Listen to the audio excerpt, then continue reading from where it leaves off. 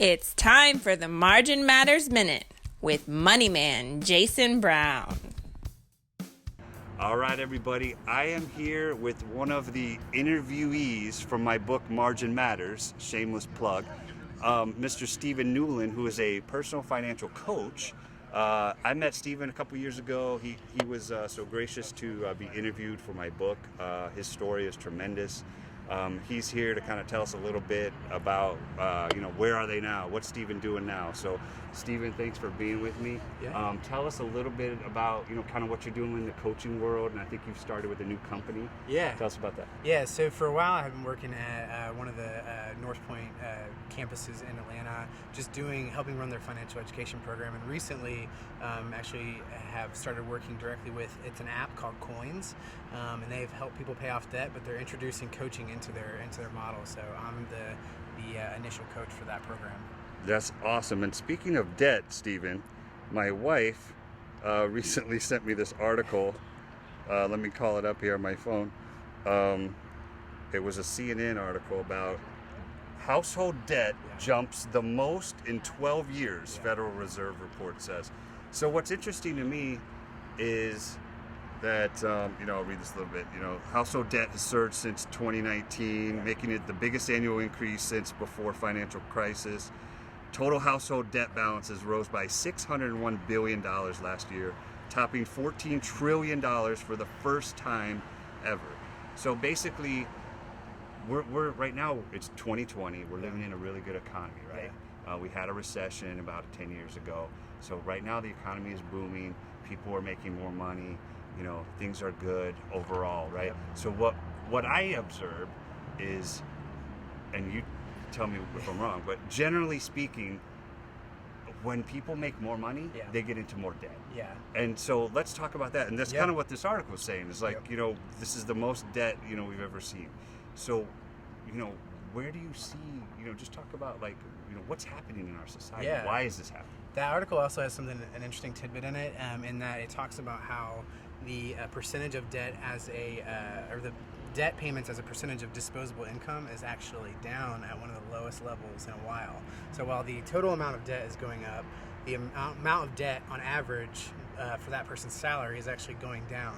But you make an interesting point in that still highlights a problem. Right. Because the more debt you have when, let's say, there is just a little bit of a dip in the economy, all of a sudden now the ripple effect is bigger because you've got more debt out there. If I can't pay my car payment, and then all of a sudden the let's say Ford, for example, can't pay their vendor, and then they can't pay their vendor, it's just a cycle.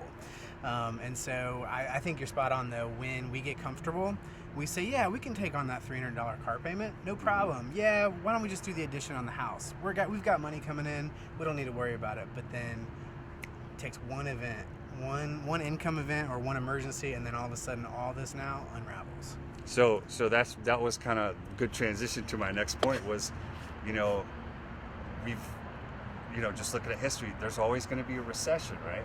We went through one, our grandparents went through, one, our parents went through one. So right now we're in a good economy. People are spending money, but people are getting into debt. Yep. There's probably going to be another recession in the next 10 to 20, 5 to 10 to 20 years. So, how do people think, not to sound negative, like, hey, there's going to be a recession, but how do people think, like, bigger picture, like, hey, I'm going to be in trouble if there's going to be a recession? How do you kind of plan for that? Well, I feel like there is a way. I feel like everyone's grandparents at some point have said you got to save for a rainy day, and the same exact principle is true as it relates to debt. Pay off debt while things are good, right? So you save while things are good, so that when the bad times inevitably are going to happen, right? It's not if, but when.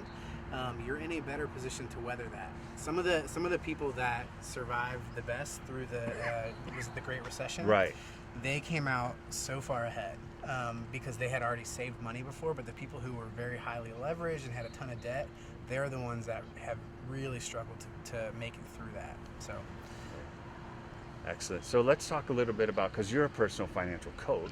We talk, we're always talking about debt, like this, but what, with your clients that you serve, that you try to help, what is there a recurring theme, or is there like a common element that they come to you for? Like, hey, what is the biggest challenge, I guess, that people face? I mean, kind of at the base, it is people just don't necessarily know where money is being spent. And I try to say, whatever goal you have, whether it's to save more money, put more towards retirement, pay off debt, whatever that is, just start with, where am I spending my money? And then that's the first step.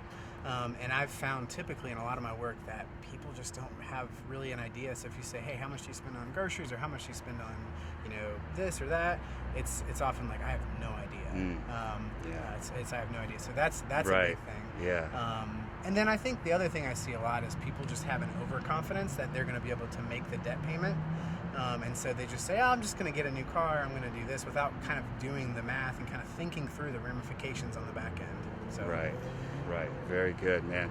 Well, so as we wrap up, Stephen, just tell us, we're here in the Atlanta area. Yeah. So tell us how people, if they want to work with you, or do you have a website, or, anything that you want to do to promote, give a phone number out or whatever. Sure. If someone wants to reach out to you and get some help, some financial coaching, how can they get in touch with you? Yeah, so I would say for right now, go ahead and go to it's coins.io. It's QOINS.io, or you can download the Coins app.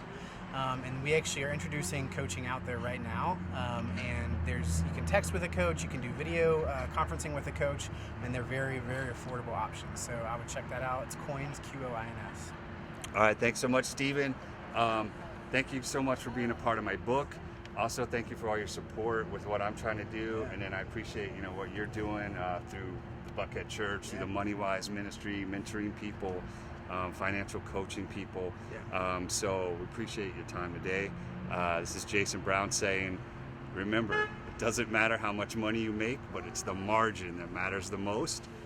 And we will see you next time.